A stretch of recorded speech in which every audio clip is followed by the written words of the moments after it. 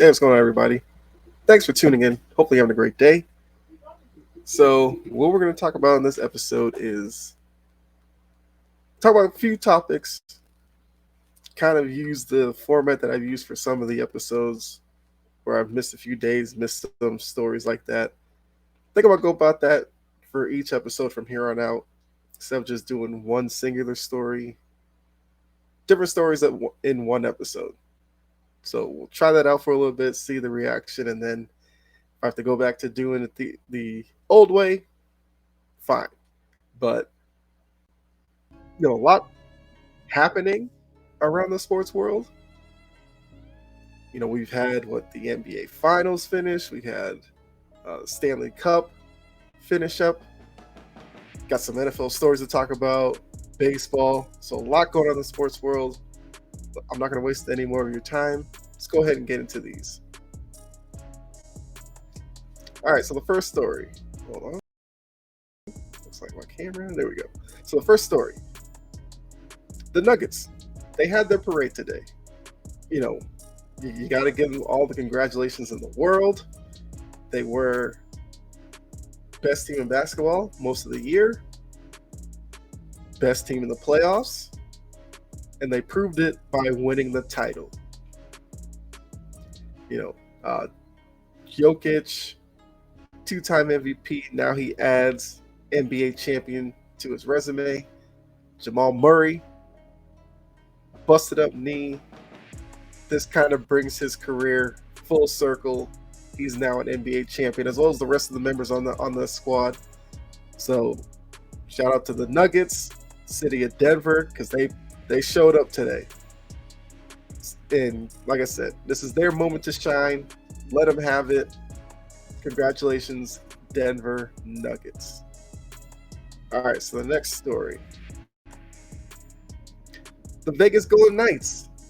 They took down, that other Florida team that was in a championship series, the Florida Panthers.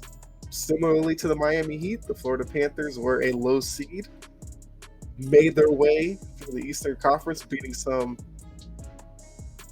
prolific teams, made it to the title series in the Stanley Cup, went up against just a better team in Vegas, had a similar result to the Heat. They lost in 5, with Game 5 being a complete blowout, with Vegas winning 9-3. In a Stanley Cup closeout game, I can't remember the last time. Actually, it's kind of been a while for a hockey game itself. I've seen 9 goals scored. So once again, shout out to Vegas. Not sure when their parade might be, but maybe it'll be tomorrow or something. Not sure, but the Vegas Golden Knights are sitting on top of the hockey world. So, me being a Bruins fan, I'm happy for Bruce Cassidy. Would have loved to have seen him do it with the Bruins. But we know how that relationship was. So, Jim Montgomery's in charge of the Bruins. Well, not about them.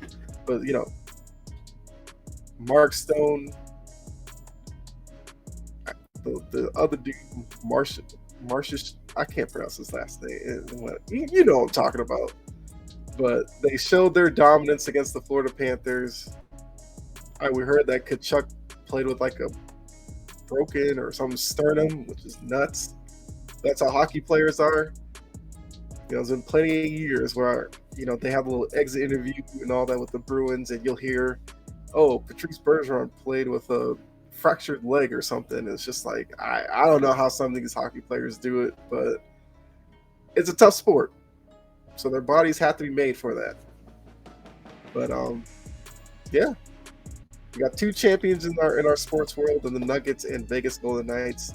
So congratulations to both of them. We'll see what they can do next year, because now, instead of being a hunter, they're now both the hunted, which is obviously a different position to be in. With the Nuggets, you got wide open West. You have teams in the East that are going to be really good next year.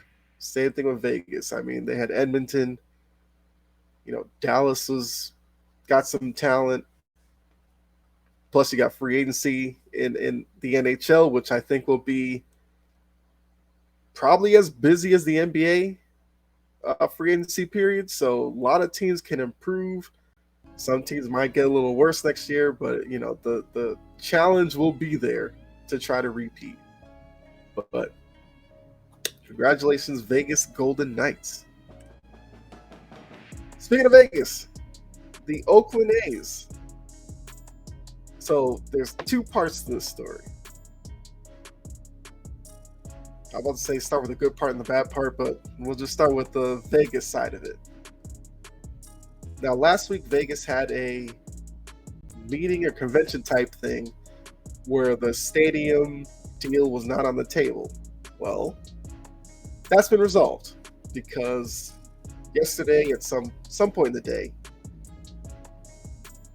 Vegas approved the stadium deal, the funding, all that good stuff, to now make it a reality of Oakland actually being in Vegas. Now it's been met with, I guess, opinions from both sides of the fence. Some love it because baseball's going to be in Vegas. Vegas is a hot market for sports right now. I get that. But then you got to think about the other side, the side of Oakland. Like Oakland A's, that's a historic franchise in baseball. Oakland fans, whether it was Raiders or A's, were always seen as really good for their respective sports. But the past few years has been kind of a battle between Oakland and the A's in terms of upgrading that stadium, which by all means is kind of referred to as like a toilet, a dump, whatever. Now, we did learn some interesting little details, at least from the Oakland side of this. I'm talking about the city, not the team, where I believe the Oakland mayor is making it seem like the front office for the A's came with otherworldly demands for Oakland, while their demands to the city of Vegas, Las Vegas, have been way more reasonable. So it was easier for Vegas to come up with, to meet the needs of Oakland's front office and ownership, as opposed to what they were trying to ask Oakland to do for them. I believe the mayor came out and said, they were approached with, multi-billion-dollar stadium, crazy amount of acreage for the stadium and retail and all this kind of stuff. The Vegas deal is 9 acres for the ballpark. That's about it. So it definitely comes across as the ownership for the A's was just going to be unreasonable to Oakland because they just want to get out of Oakland. And they want to do it by any means necessary. Now, maybe that had something to do with the Raiders moving on, so the A's were like, why are we sticking around in Oakland? We don't even like it here. I don't know, but it just seems all messed up. And then now the other part of the story is fans are showing up now. They've averaged about 8,500 fans a game this year. Well, the past 3 days or so, they've been packing it in 25,000 plus. Some would say if they did that this whole time, maybe the team wouldn't be looking to go. But then again, I think the fans, what they're showing is they weren't staying away necessarily because of the team. They just don't like the ownership. So, and based off what the Oakland mayor is saying, if that's completely true, I kind of feel the fans here. Because if ownership wasn't, negotiating in good faith with Oakland, but are willing to give up demands to Vegas just because they want to move, then yeah, that's messed up to the city of Oakland. So unfortunately, Oakland's going to lose their team. Bryce Harper said, because he's from Vegas, he said, yes, Vegas deserves a baseball team, but he thought it should be an expansion team, not relocating a team. So all I can say for Oakland, I guess if anybody from Oakland tunes in or is an A's fan, maybe what will happen to Oakland is what happened to Cleveland in the NFL. Remember, Cleveland had the Browns, but then the owner, well, I guess, how'd it go? Cleveland and Baltimore. I don't know. Whatever. Cleveland. We'll just stick with Cleveland. So Cleveland had the Browns. Team moved to Baltimore, became the Ravens. And then like a few years later, expansion team popped up. Cleveland got the Browns again. Maybe that happens here in Oakland. Although Vegas keeps the A's name, I guess you'd have to rename the Oakland team. Sure. But yeah, we'll have to see where this story goes. But yeah, that's kind of messed up to the fans if the owners, if the owners are operating that way, making it unreasonable to Oakland just so they can push the deal with Vegas. All right, so what do we have next?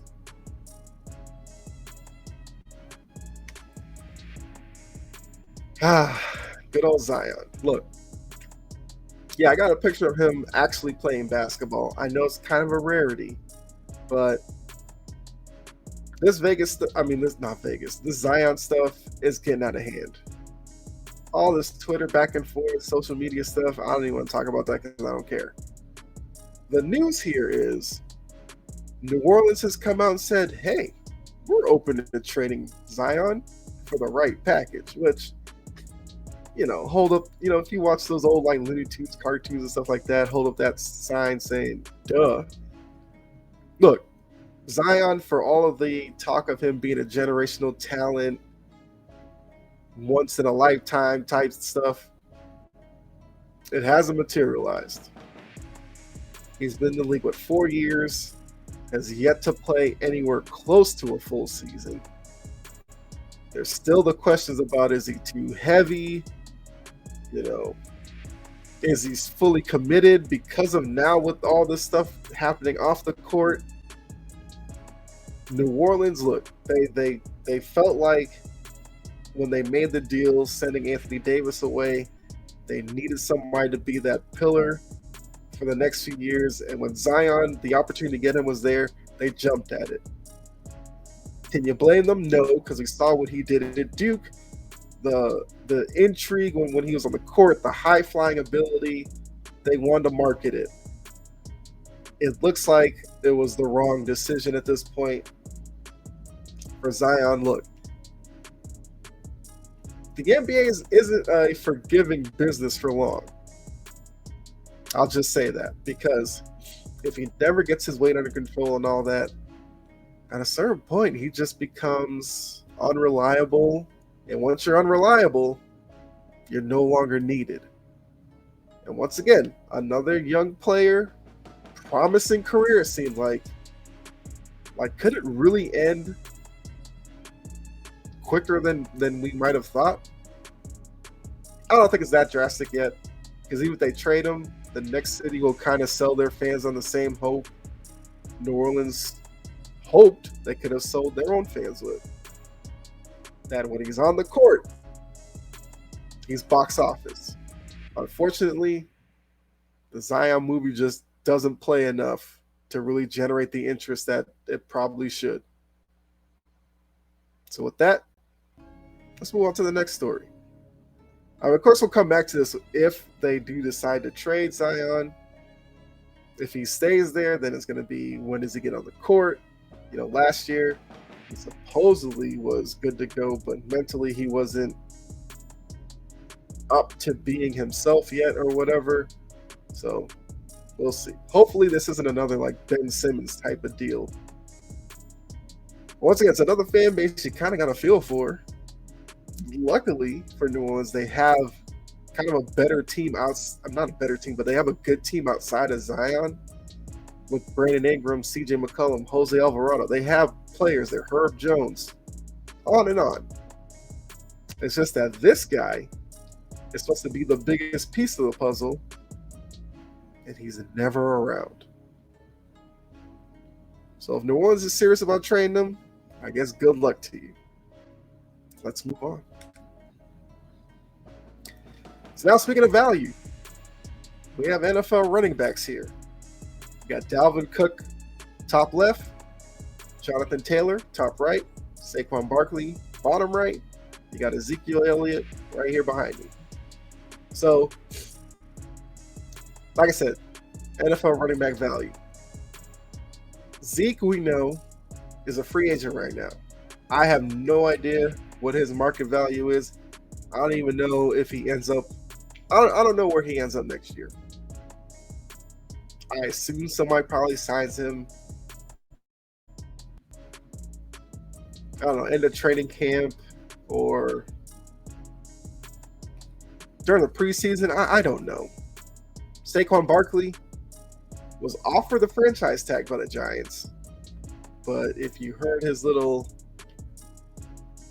quick little interview yesterday, he doesn't seem like he's ready to sign it or is really excited to sign it. He'd rather have a new deal. We'll see what the Giants do about that. Jonathan Taylor is going into the last year of his rookie deal, so he's wondering what's his negotiations going to look like next offseason. And then Dalvin Cook, Minnesota released him. It seems like all signs are pointing to possibly Miami, but we haven't heard anything about Miami offering him a deal or anything like that yet. So Dalvin Cook is still out there in limbo. And look, we kind of go through this every year. The realization that this isn't the Barry Sanders day or Walter Payton day of the running back. Running backs are a dime a dozen now, unfortunately. Most teams don't want to overextend themselves financially for running backs when you got crops of running backs coming out every year in the draft. Sometimes you get some really good ones late in the draft. Sometimes you get lucky, you find a gem in undrafted free agency. Teams would rather spend their money at quarterback, wide receiver, defensive end, cornerbacks. They'd rather spend their money elsewhere. Offensive linemen, tackles, that's where teams want to focus their money. Now, is it the best thing? No. But, most running backs, by the time they get to their second contract, are kind of worn down. And at that point, you're just playing the game of, how many years do you last beyond that? And that's unfortunate because a lot of these, look at these four right here.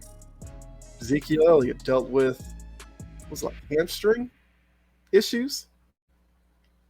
Saquon Barkley had the knee injury. Jonathan Taylor this past year, I believe, was hamstring, I believe, for him.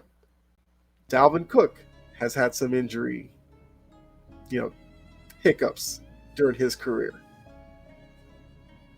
So, look, I'm assuming the Giants will try to do something with Saquon Barkley because he's Daniel Jones's best weapon. But I'm sure for the Giants, they're not trying to do anything too crazy. Maybe 2-3 years is whether or not Saquon Barkley would accept that. Jonathan Taylor. He seems like kind of the Saquon Barkley of the Indianapolis Colts. So hopefully they get something done there. Dalvin Cook, Minnesota saved money by cutting him because you got Justin Jefferson you got to pay in a couple of years. Now, luckily they have Jordan Addison for 5 years under contract, but there's improvements the team needs to make. The easiest thing is moving on from the running back. And like I said, Ezekiel Elliott, I don't know where he ends up. Your guess is as good as mine. You can put that down in the comment section. Where do you think Ezekiel Elliott plays next year? But yeah, it's a different world for running backs right now. I don't know if we'll ever get to the point where it goes back to those days where running backs were really valued and the league was I don't even know if the league was necessarily a running back type league, but a league where the focus is on defense, ball control, eating the clock and everything. That's where running backs had their heyday. Now where it's a wide open game, high scoring, running backs They're just lower down on the totem pole. That's really all I can really say about that. But yeah, so those are the stories I have for you. That's it. So let me get this off the screen and here.